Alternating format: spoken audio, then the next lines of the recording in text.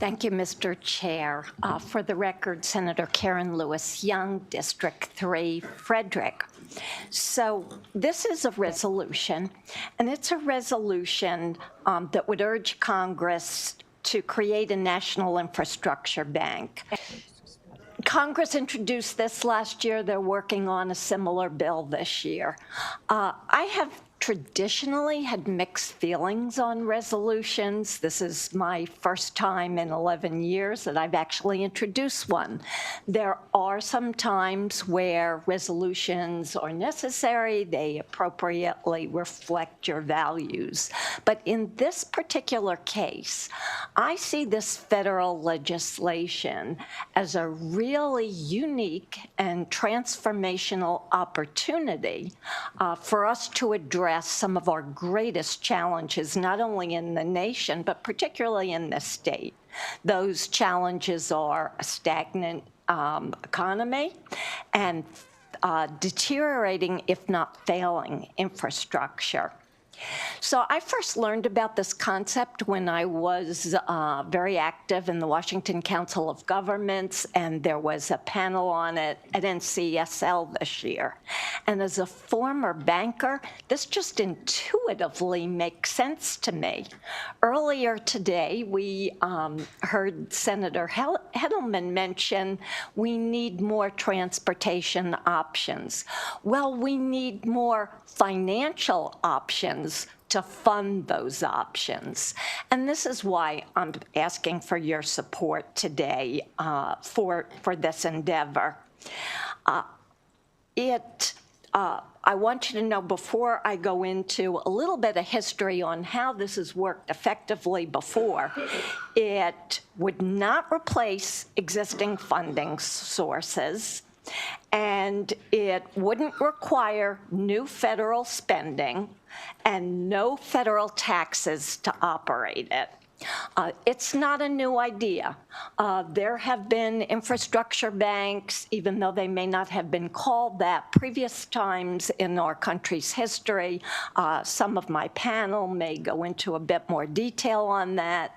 But briefly, Washington, John Quincy Adams built our initial infrastructure through this concept. Lincoln financed the Civil War through an infrastructure bank and built the railroads through an infrastructure bank. And Franklin Delano Roosevelt essentially curtailed the Great Depression through infrastructure initiatives by developing an infrastructure bank to build infrastructure. So for all intents and purposes, we have not had a major infrastructure effort. We did in the last administration, and this would actually be a continuation of that effort. But other than that, we have not had a infrastructure bank per se for almost 100 years.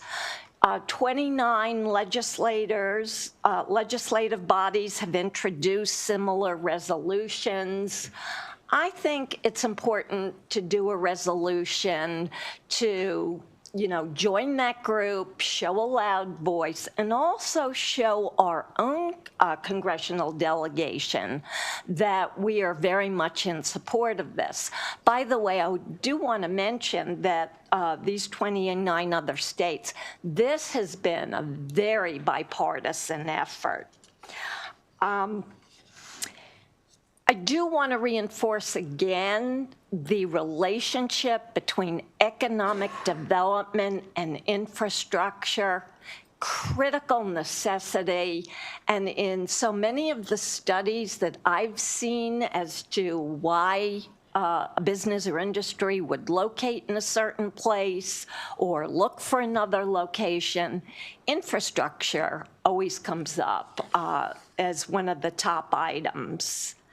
I do want to mention briefly how this is funded, because I anticipate that might be one of your questions, and one of my panelists could go into a lot more detail on this, because I did mention no taxes, no existing funding from the federal budget. what would happen is that the National Infrastructure Bank would be capitalized by buying up to $500 billion in Treasury securities from the private sector. And it would be exchanged for an equivalent of preferred stock in the National Infrastructure Bank. The Treasury purchases would be phased in over time as the portfolio grows to $5 trillion. And that would allow for a ratio of $1 in capital to $10 in loan. The preferred stock would pay 2% per year premium over the Treasury interest rate to entice investments. And the premium payment up to $10 billion a year would come out of the NIB's interest earned on its loans. That's anticipated to be about $400 billion a year.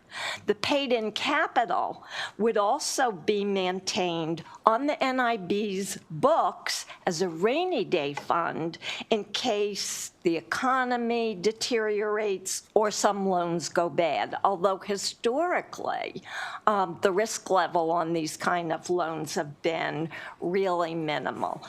I see this as a highly creative solution. History has proven it works. It really motivates the economy, and numerous projects could be utilized. It's not just our roads, our bridges, our tunnels could be utilized for broadband expansion, for affordable housing, and certainly rail.